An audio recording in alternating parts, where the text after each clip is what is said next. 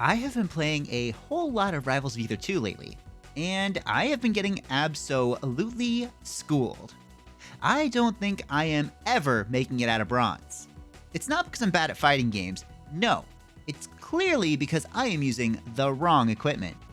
Now, I see pros rocking fight sticks, especially ones that replace the joystick with a set of buttons, so maybe that's what I need to get started. QRD, the makers of the T5, that Switch controller that I really loved that had mechanical switches in it, they've got their own fighting game controller too, the Maestro S3, and they sent me one to check out. I just hope that this is a controller that'll get me into Platinum. The Maestro S3 boasts a pretty wide range of compatibility, working with the Switch, PS4, PC, iOS, and Android, both wired and wirelessly.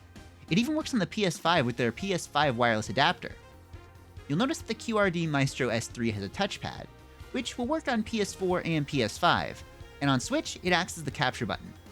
If you connect the Maestro to the PS4, PS5, or to even your PC, you'll be able to listen to your audio through a headphone jack on the controller. It's kind of amazing how customizable this controller is. Mine came with a set of colored buttons, and I thought that I was going to need to take the controller apart to install them. Nope, you can just pull the cap right out with your bare hands. You can even replace the mechanical switches if you want to. The ones the Maestro came with feel great, but I am a freak who likes to keep her controllers clicky, so I swapped in some clickier switches, which was super easy. Note that the Maestro does kind of pride itself in its silent switches, so if you're not a psycho like me, you'll probably like the ones that come with it. You can even customize the colored LEDs on it. By default, the Maestro S3 lights up with a rainbow of colors, but I want to stick to my signature teal. You can also customize how this handles SOCD. That's simultaneous opposite cardinal directions for newbies like me. By default, it's set to mode 1. Pressing left and right together is neutral. Up and down together is up.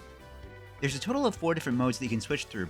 SOCD mode 2 makes it so that up plus down is neutral, and left plus right is neutral. 3 makes it so the last input takes priority, and 4 is easy mode, which is similar to 1, but supposedly makes half circles easier to do. When I first started playing this, I had a hard time pulling off Paprika's somersaults and them's fightin' herds. I just wasn't used to the left and right being neutral. I switched the SOCD to 3, or last input wins, and it worked a lot better for me. I'm thankful there's even options for customizing my playstyle. I also want to say that this controller just feels really good to play with. If you're like me, playing on a normal controller can get tiring after a little bit, but this is a lot better, like playing on a piano. It's also a little light, but that just means it's easier to travel with, and it's not a pain to hold. The default buttons are quiet, but responsive. But I also love the clicky ones that I installed in the directional buttons. Playing on a controller like this takes a lot of getting used to, but it's worth it. The Maestro allows for more precise and thoughtful inputs than other controllers with sticks would have. It's made me play much more thoughtfully when playing games, and I think that's making me a better player.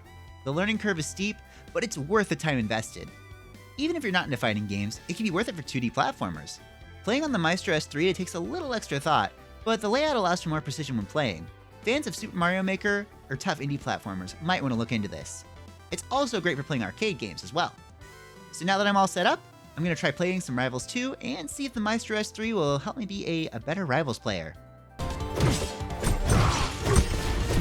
The answer was no. I'm still bad, but it is a good controller.